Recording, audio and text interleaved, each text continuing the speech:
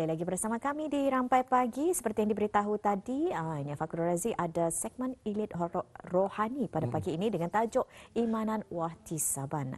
Di sebelah kiri saya, tetamu kita ni pada pagi ini iaitu Yang Mulia Dr. Hajah Masuriyati binti Haji Yahya selaku Timbalan Pengarah Pusat Penataran Ilmu dan Bahasa Universiti Islam Sultan Sharif Ali. Masya Allah. Jadi Ustazah, apa khabar pada pagi ini? Alhamdulillah. Sehat ya? Alhamdulillah sehat. Dari tadi masa datang pun sudah senyum-senyum. Masuk studio senyum. Ya Allah, sejuk mata memandang. Kerana senyum itu satu sedekah. Betul. Mungkin ada kaitannya nih Ustazah, Dr. Hajah ya, mengenai topik yang kita ni akan berikan. Daripada senyuman menandakan keimanan. Topiknya hari ini ialah mengenai imanan wahtisaban, ataupun dalam kata kuncinya, lebih dikenali sebagai keimanan dan mengharap ganjaran pahala. Jadi mungkin dapat dijelaskan sekali lagi kepada penonton kita ni di Rampai Pagi mengenai topik elit rohani kali ini. Okey, baik. Okay, bismillahirrahmanirrahim. Alhamdulillahirabbil wassalatu wassalamu ala asyrafil anbiya'i wal mursalin wa ala alihi wa sahbihi ajma'in. Rabbi shrah li sadri wa yassir li amri wahlul 'uqdatam min lisani yafqahu qawli. Rabbi yassir wa tu'assir wa tammim bil khair.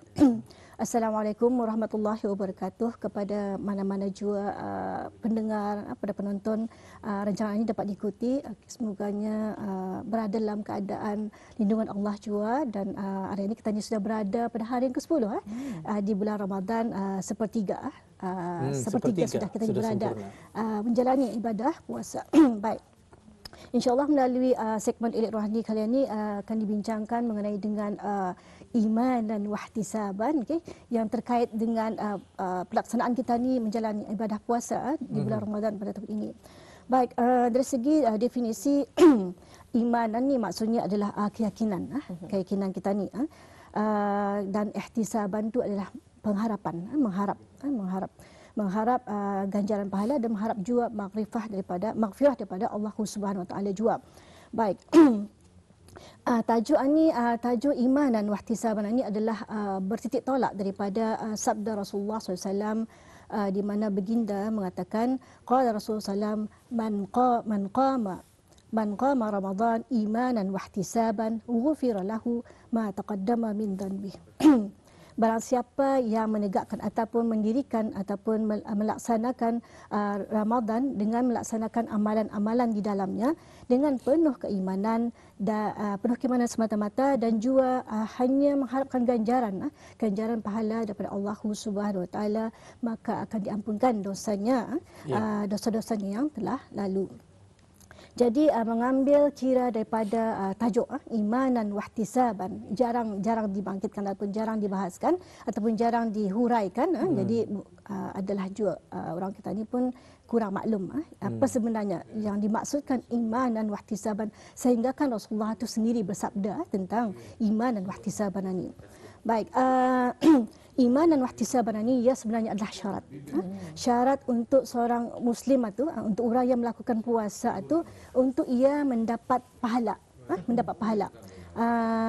Ada syaratnya. Itu mesti pertama keimanan, kedua mesti penuh mengharap.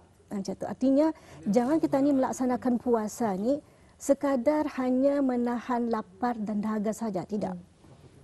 Lebih daripada itu.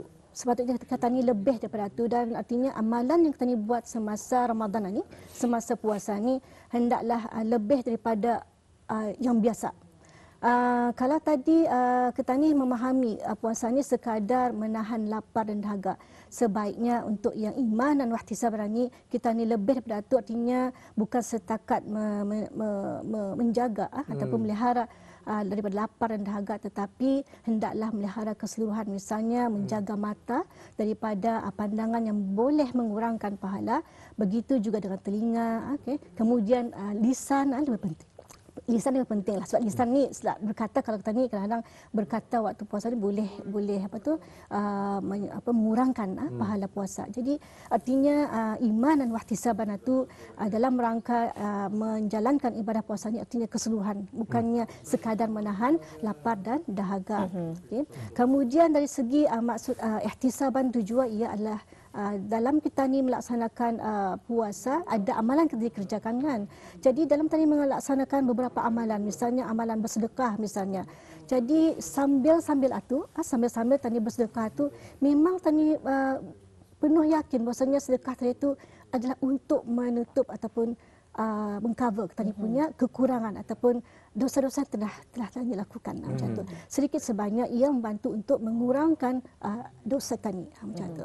Itu yang dimaksudkan dengan iman dan wahtisaban. Dengan kata lain, dalam kita melaksanakan puasa ini mesti ada perasaan ataupun rasa kita ni dalam mana tu dengan penuh keimanan tadi melaksanakan sesuatu tu. Penuh keimanan dan penuh mengharap maghfirah dan penuh mengharap rahmah daripada Allah SWT juga. Itu yang dimaksudkan iman dan wahtisab. Artinya jangan sekadar berpuasa cuma tu saja. Kan berpuasa kan dietnya akan kurusnya. Tapi sebenarnya Ustazah, Dr. Raja, ada pulang tuah kita ni apabila memasuki gelanggang bulan Ramadan ini macam-macam yang kita ni hajatkan sebenarnya. Ada yang tuan dalam satu persepsi seperti yang Fizah katakan tadinya, mudah-mudahan tak kurusnya time bulan puasa ni. Tetapi ada juga yang memasuki dalam bulan puasa ni, mudahan amalan-amalannya sebelum bulan puasa ni dapat, kalau indah pun dihapuskan, dapat dikurangkan macam itu. Jadi keperluan kita ni untuk mencari kualiti bulan Ramadan itu, bukan sekadar kuantiti, banyak waktu kita ni berpuasa, tapi tidak ada kualiti. Jadi itulah orang definisi imanan wahtisaban tadi. Jadi diteruskan di sini Ustaz, menyantuni Ustazah ataupun Dr. Haja menyantuni maksud imanan wahtisaban. Okey, baik, menyantuni iman dan wahtisaban ini boleh kita ambil daripada firman Allah SWT di dalam surah Al Imran ayat 133 yang menyebutkan qala Allah Taala wasari'u ila maghfirah min rabbikum wa jannah arduha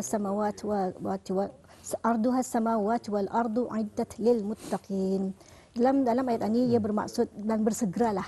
Bersegera. Jadi perkataan bersegera tu kita ni menyantuni apa yang sepatutnya kita ni lakukan apabila disuruh iman dan wahtisaban. Jadi kita ni mengambil peluang itu untuk mendapatkan maghfirah dan rahmat itu ialah dengan gaya bersegera. Macam tu.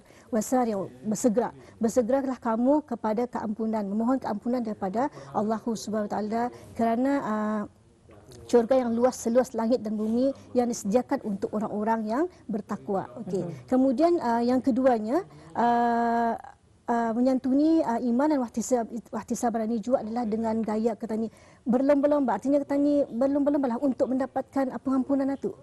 Untuk sebabnya ini kan bulan Ramadan ini Allah Taala mengatakan bahwasanya bulan Ramadan ini adalah bulanku katanya. Allah Taala berkata, ini adalah bulanku. Kenapa Allah Taala berkata seperti itu? Bulanku ini adalah maksudnya aku yang memberikan pahala, aku yang memberikan ganjaran pahala kepada setiap hambaku yang melaksanakan amalan-amalan yang baik ataupun yang berpuasa di bulan Ramadan. Baik, berbanding dengan bulan yang lain, kalau bulan yang lain, bulan Rejab, Syaban itu bulan untuk umatku katanya. Dan kenapa Allah Taala mengatakan bulan Ramadan ini adalah bulan untukku dan aku memberikan ganjaran pahalanya kerana aku menghormati, maksudnya kerana hamba-hamba kuaninya, diorang itu berpuasa kerana aku katanya, kerana Allah macam itu. So itu ia bersiap sedia memberikan ganjaran pahala yang besar dan ia memberikan satu peluang yang sangat besar, membukakan satu peluang dan ruang yang sangat luas untuk semua hamba-hambanya memohon keampunan kepada Allah Subhanahu Taala.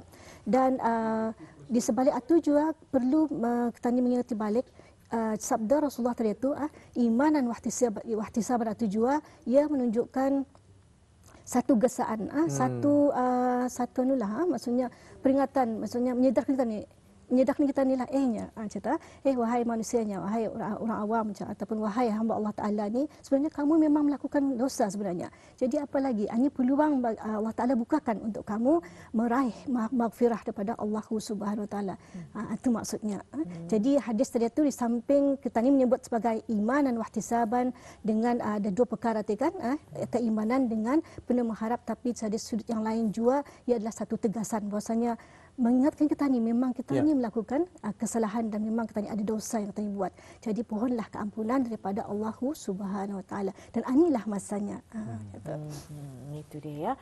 Jadi menyantuni maksud menyantuni maksud imanan wahtisaban di situ. Jadi ustazah sudah pun diberitahu definisi apa dia imanan wahtisaban, menyantuni maksud imanan wahtisaban ini dan seterusnya ya. Kejayaan hasil imanan wahtisaban. Jadi boleh ustazah kongsikan ataupun beritahu. Doktor selalu tersasar ustazah saja. Nasib aku tak saya sebut ustazah kan. Jadi kejayaan hasil imanan wahtisaban tersebut doktor. Okey, baik. Sebagaimana disebutkan tadi dalam firman Allah Taala dalam surah Al-Imran ayat 133 tadi kan disebutkan, ada di hujung disebutkan uiddat lil muttaqin. Ini adalah disediakan untuk bagi orang-orang yang bertakwa. Maka kata kuncinya adalah takwa, okey. Kata kunci untuk yang hasil kejayaan orang yang layak iman dan wahtisaban tadi ini adalah memang dasarnya orang itu yang melakukan puasa tu ia memang orang yang untuk mencapai takwa, ketakwaan sebenarnya. Jadi untuk sampai ke sana maka kita ni hendaklah melaksanakan dengan penuh keimanan, penuh mengharap supaya apa yang kita laksanakan itu akan diterima Allah SWT dan akhirnya kita ni akan mencapai kepada ketakwaan kepada Allah SWT tujuan akhirnya. Seharusnya kan kalau macam kita ni memikirkan ni Dr. Raja mengenai imanan wahtisaban ni, artinya seperti yang Dr. Raja katakan mengenai menyantunikan imanan wahtisaban ni, ada Dr. Raja katakan tadi tentang berlomba-lomba untuk mencari keberkatan, berlomba untuk mencari pahala.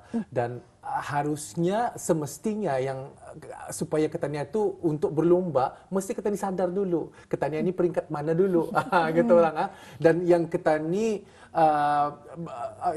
pertandingkan ni ketani dengan diri ketani yang lalu. Mungkin Dr. Raja dapat memberi satu ulasan ataupun dapat melebar sayapkan lagi tentang statement tersebut. Baik. Menyebut perkataan iman dan wahtisaban kan, okey. Kita ni sebenarnya memang sudah sepatutnya membandingkan bagaimana keadaan bukan bertanding dengan orang lain bukan membandingkan amalan yang kita lakukan di tahun yang lalu, bagaimana keadaan puasa kita ni pada tahun yang lalu, bagaimana amalan kita ni pada tahun yang lalu, adakah cukup, adakah sempat kita ni melaksanakan sembahyang tarawih cukup 30 hari, okey, adakah kita sempat menghayati 10 malam yang terakhir untuk memahami kedudukan Lailatul Qadar, adakah kita menyempati kesemuanya macam itu? Adakah di bulan Ramadan yang lepas satu kita ni sudah cukup merasakan itu yang terbaik ataukah kita ni merasakan itu kurang baik dan ini kita ni berniat untuk memperbaiki lebih baik lagi macam itu.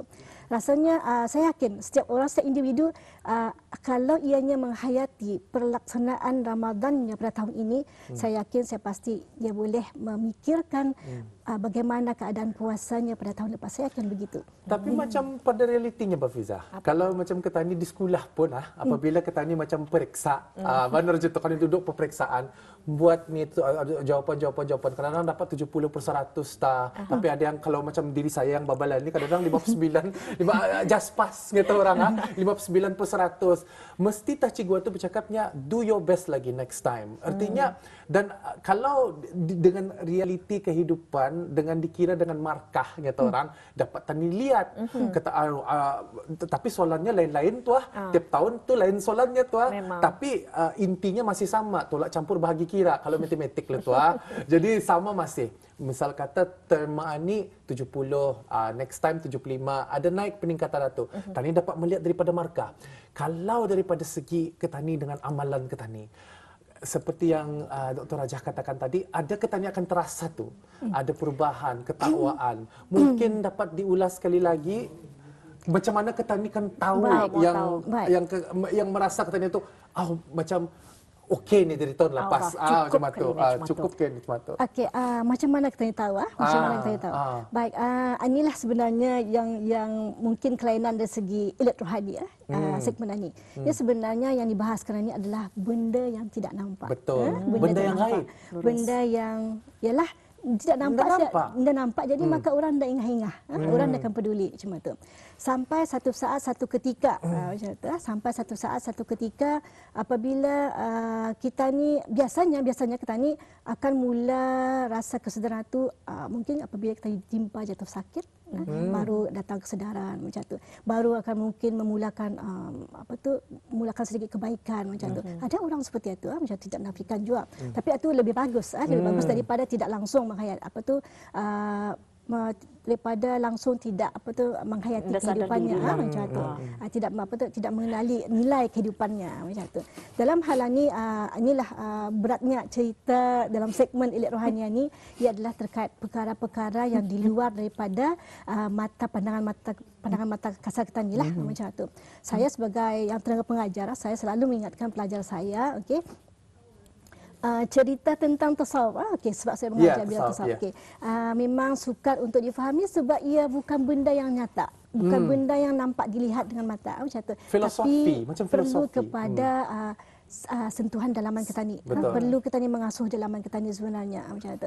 Dan hasil daripada kerjaan ihtisaban tadi, iman dan wahtisaban itu tadi yang diperlukan ialah kita ni perlu mempertingkatkan semula kedudukan kita ni punya puasa tu tadi, sebagaimana yang dianukan tadi sebutkan, artinya jangan sekadar puasa menahan lapar dan dahaga, tapi pertingkatkan, perelokkan, maksudnya dari segi kualitinya macam tu.